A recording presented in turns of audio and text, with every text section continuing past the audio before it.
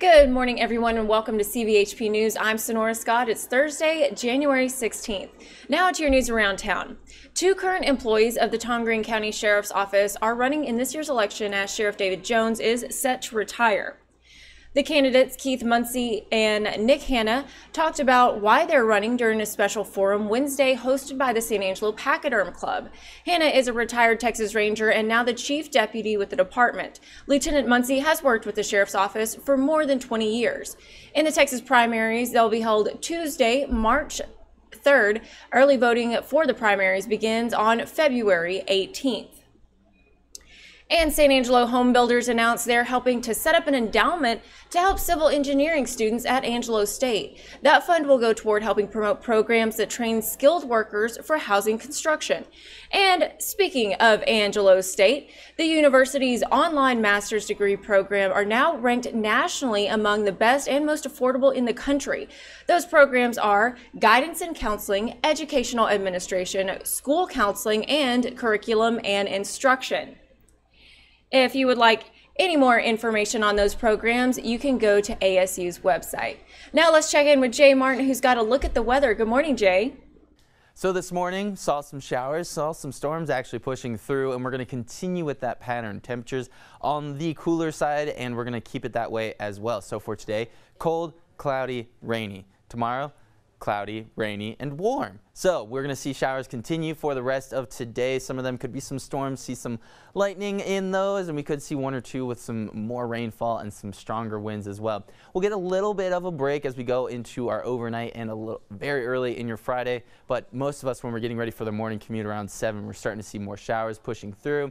We'll see one or two give a little bit stronger storms pushing it through as well, and then continue to just slowly moving out as another cold front starts to come through for our end of our Friday and into the weekend. So today, definitely on the cooler side. We're going to want the rain gear for today, tomorrow, and even as we go into it, we're seeing temperatures not rising that much either, but we will see them warm up for tomorrow. Seeing more warm air come back, getting us into those 70s on Friday before that second cold front comes through. Saturday and Sunday, and even next week, seeing some low 50s for us. So definitely going to be having to make up for last week where we saw those 70s. We're making it up this upcoming week with those 50s.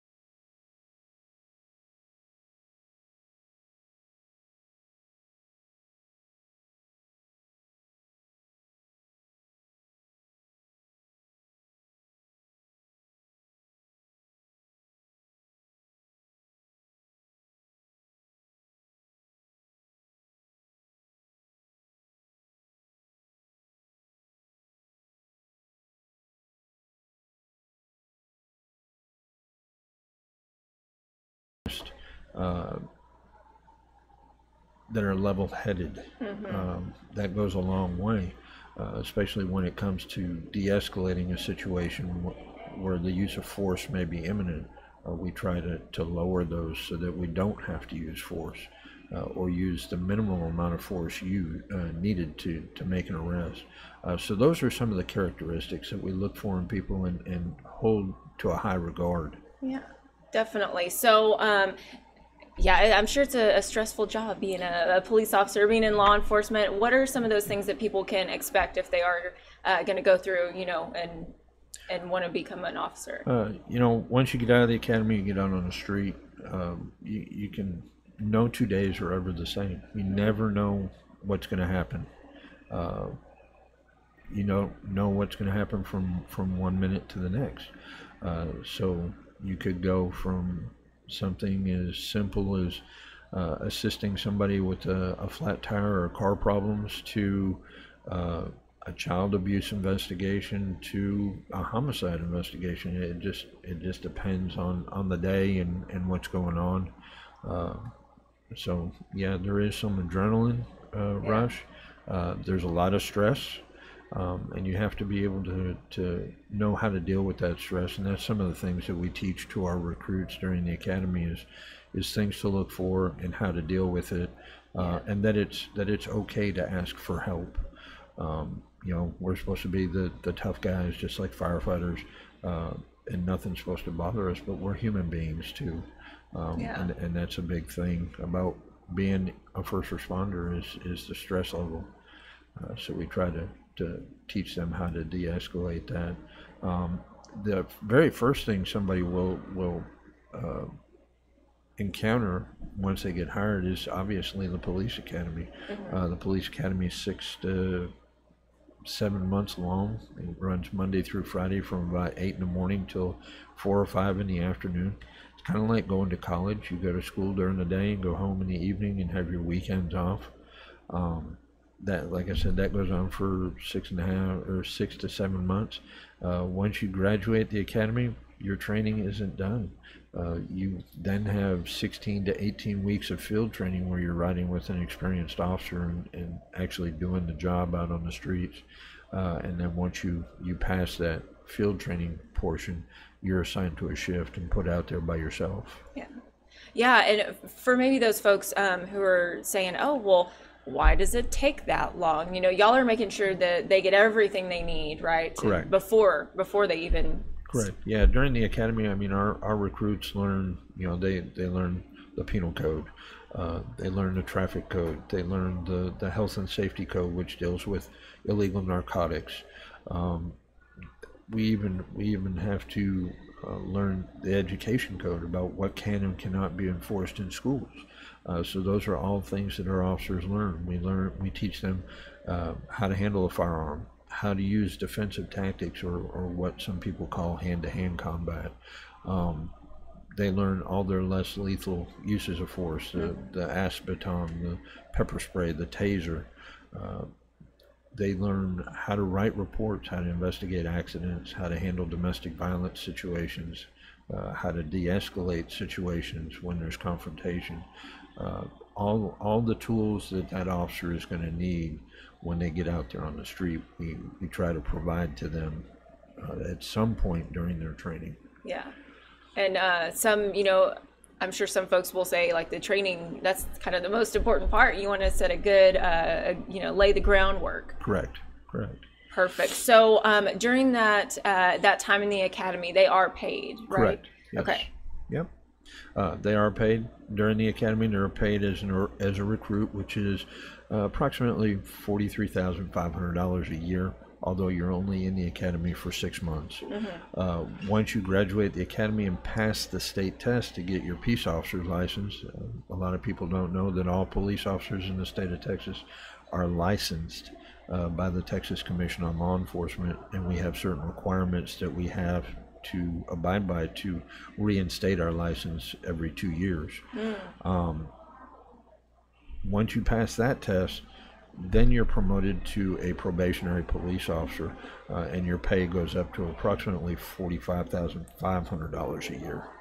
And then once that probationary period, which is 18 months in duration from the date you graduate the academy forward, it's 18 months, then you would go up to what we call police officer 1 pay, which is, I want to say, somewhere around $48,000 a year. Wow. So basically some guaranteed raises right after pretty quick. Right. And there's a lot of things that our department does that not a lot of other departments do.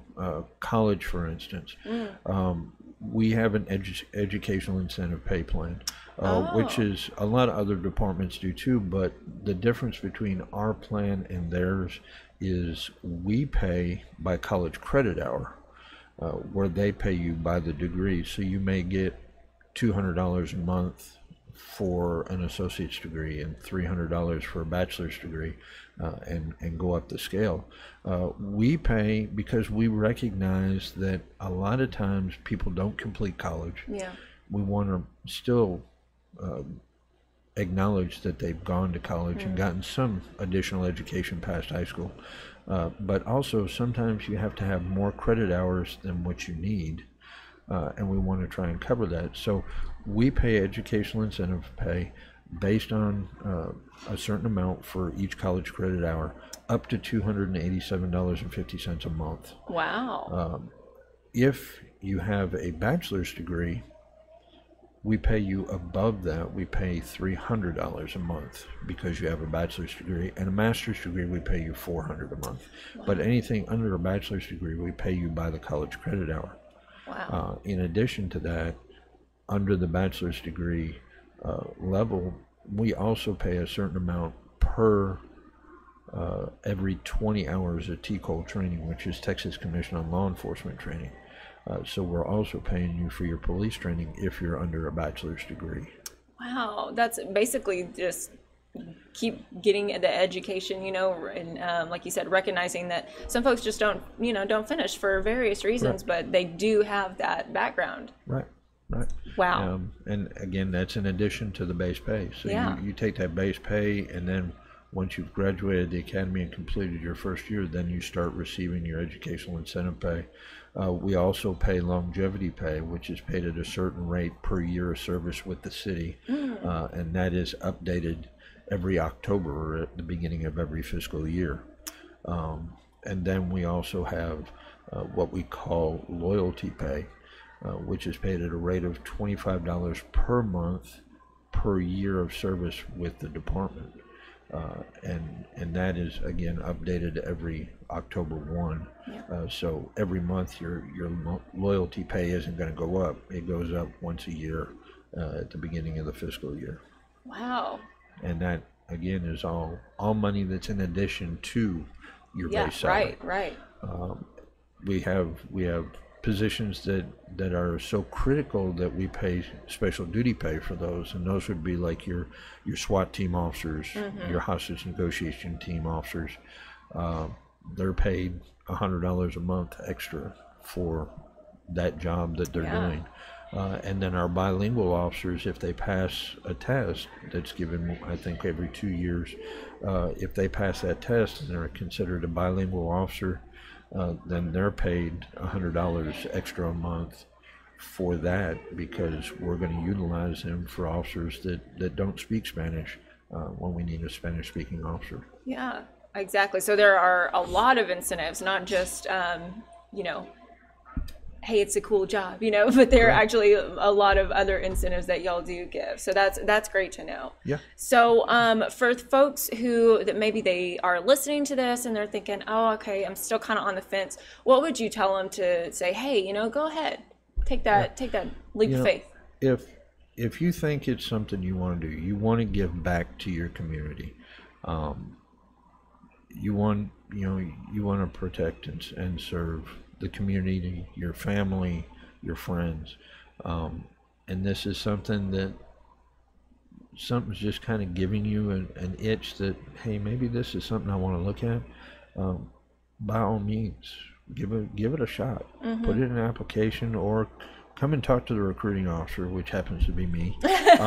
But come talk to this guy. but come talk to me, and we can sit down and you know, I can answer your questions. I can answer things that you may think may disqualify you in your background investigation, and let's figure it out together. That's what I'm there for. Yeah. But we want to see people come out for the test. We encourage people to give it a shot. Doesn't hurt to give it a try, but at the same time, it's something, this job, this career, it's not really a job, it's a career, is not for everybody. And we understand that. So come and talk to us. Let us see what we can do. But it's got to be something that you're going to want to dedicate your time to. Definitely. Yeah, definitely. So they've still got time. Let's go over the application dates, the testing dates, all that again. They still got time to come talk to you before all that. Correct. Okay. Deadline for applications is going to be March 12th, which is a Thursday. The time is 5 p.m., so all applications either have to be postmarked or turned in prior to 5 p.m. on that day, on March the 12th. The actual civil service exam will take place Friday, March 20th. Starting at 9 o'clock in the morning. Actually, it'll start at 8:30 with registration, and then the written test will begin at 9 o'clock at the McNeese Convention Center. To take the test, you have to have turned in an application. You can't just show up that day. Right. We've had that happen before. And then on Friday's a busy day for us. We do the written exam in the morning. And then that afternoon at 1 o'clock, we have all the applicants come back and they do the physical agility test. Okay, good deal. Yeah, so those applications on the second floor of the City Hall, the Correct. HR offices, and then you also mentioned you can find them online, but you still have to print them out and sign them and turn them in or mail them. Correct. Okay, Correct. perfect. So we talked about the written, you mentioned the written exam. So that physical test, what can they expect there? The physical test changed a couple of years ago. It used to be, what everybody thinks it is, the push-ups and the sit-ups and the mile-and-a-half run and all that. We've gotten rid of all that. Okay. It's one test now. It's the rowing test. Okay. It's done on a Concept 2 rowing machine at a resistance level of 5. And you have to row for a distance of 2,000 meters. The time that you have to complete that test is based on your gender, your age, and your weight. Okay. Okay, good deal. So everybody's going to be different, and Correct. it all depends on Correct. their own self. Correct. Yep. Perfect. Okay, yeah, great. I'm glad you mentioned that because, like you said, people still think, the push-ups, the sit-ups, Right. all of that. But good deal. Okay, so you can practice, go to the gym, and a lot of gyms have rowers and kind of time themselves before they get there. Correct. Correct. Fantastic. Well, thank you so much. Is there any other information you want to get out there? Did I skip anything? No. I mean, the main thing is we want to see people come out. We've seen, and it's nationwide, we're seeing a decline in people wanting to become law enforcement officers. My lieutenant and I were talking the other day when I took the test back in 1995, we filled the Central High School cafeteria. There were more than 150 people taking the test. Wow. Now we're lucky if we get 30 to 40. So we're trying some new things. We're trying to increase our numbers, but we really want to encourage people if they think that law enforcement is the career that they want to do, they have a background in law enforcement, give it a shot. Come on out and give it a shot. Come and talk to us. We'd be more than happy to talk to anybody that's even thinking about becoming a police officer. Perfect. Yeah, what can it hurt, right? Right. All right, well, go see Sergeant Kaufman over there. He's the recruiting guy, so just go look for him. You can find all your information on the website, right? Correct. Under that recruiting tab? Yep. Perfect. So the San Angelo Police website, you can find the application there, find all his information there, and just kind of check it out. All right. Thank you so much again for joining us. Oh, no we problem. appreciate you coming on. I appreciate being here. Of course. And thank you for joining us for CVHP News. Don't forget to follow us on social media and download our free app. All you got to do is search Concho Valley Homepage in your app store. Well, that's all for right now, but hey, we're going to see you right back here tomorrow for Friday. We made it. We're almost there. All right. See you then.